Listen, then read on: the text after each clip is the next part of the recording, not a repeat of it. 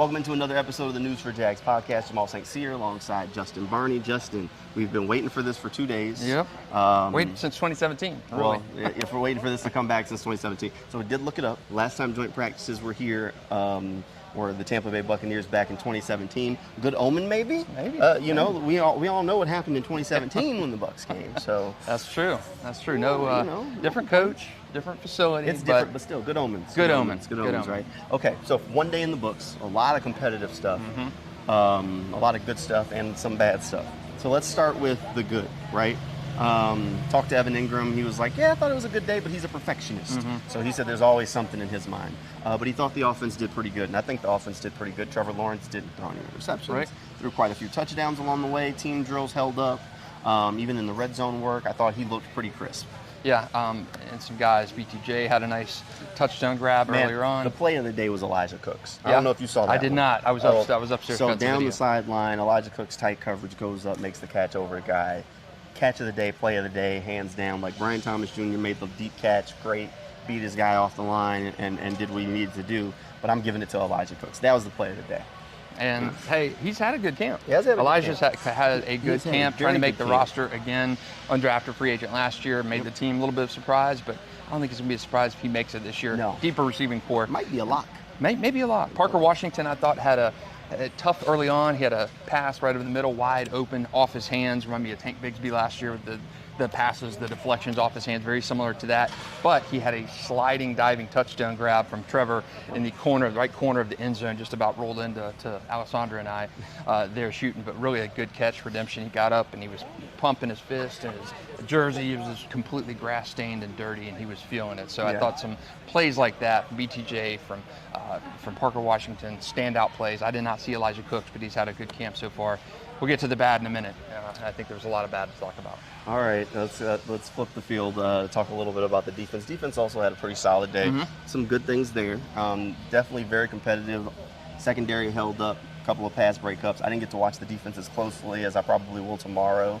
But from what I could see, it was a pretty solid day for the defense overall, too. Darnell Savage missed a tipped pass by about a foot, maybe in the game. He dives and makes that play. So I thought there were some pass breakups. Tyson Campbell with a great pass breakup on Mike Evans in the end zone on field 2 over here in the team drills, 7-on-7 drills, I believe. So some defensive showings are good.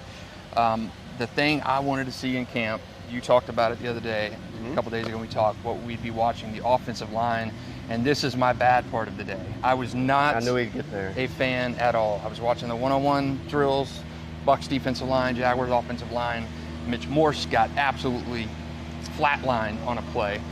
Javon Foster in the team drill, the team 11-on-11 or 7-on-7 got absolutely mauled. I guess they're 11-on. Absolutely blown up. Biggest hit I've seen an offensive lineman in camp so far. They struggled to run the ball in short yardage situations. Again, they'd have some touchdown runs, but I think, again, offensive line was a concern last year. You didn't do much to address it, to upgrade it. Mitch Morse, yes.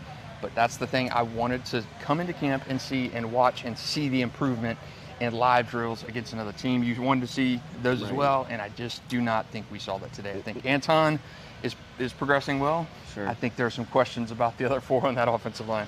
The offensive line definitely left something to be desired. That was going to be kind of the bad all the way around. Look, but the Buccaneers do have a really good defensive line, so there's that end of the coin. But the Jaguars' offensive line, flat out, they weren't opening up very many holes for the running game. Quite a few sacks. There were a few sacks. Trevor was running. I mean, Mac Jones didn't have much time. C.J. Beathard, not much time. So definitely something to be desired. That's not great, and that's kind of, I mean, if we were going through the roster and saying, all right, where does the improvement need to be? The offensive line is that spot from last year because they kept it the same. And then now you see it coming out, and you're like, oh, it's exactly what we expected it would probably look like. We said it before the start of last season. We said it before the start of 2023. We had talked to Trent Baalke. I'm confident. We won games with these guys.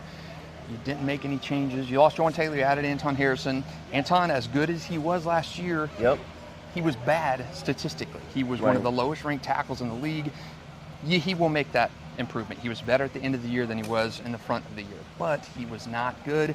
He was on a bad offensive line. They were not a good offensive line last year. You really only add one piece big piece. Yeah. Mitch Morse, yeah, you got Javon Foster in the draft, but they did not do enough on the offensive line. I was worried about it, and this confirmed my worries today. Yeah, and it should. Look, ultimately, I don't know how they can fix that. I mean, we'll see. They get another day of work against the Buccaneers tomorrow, where we'll get a little bit of a longer look. We're going to have a lot of good stuff. If you're watching or listening to this in the car or whatever, you're going to want to head over to News4JAGs.com. We got just a lot of stuff.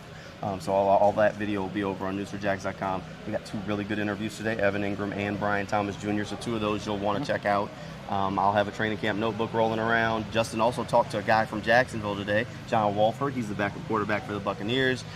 So we'll have that over online as well. If you want to support the BK guy, hear from Bishop Kinney guy who's been in the NFL for a little bit, back at home. So we got plenty of coverage heading now over there online. Make sure you subscribe wherever you're listening to this podcast, or if you're tracking it down over on News4JAGs.com, just make sure you click that sports button every day. Thanks for hanging out with us, and we will see you next time.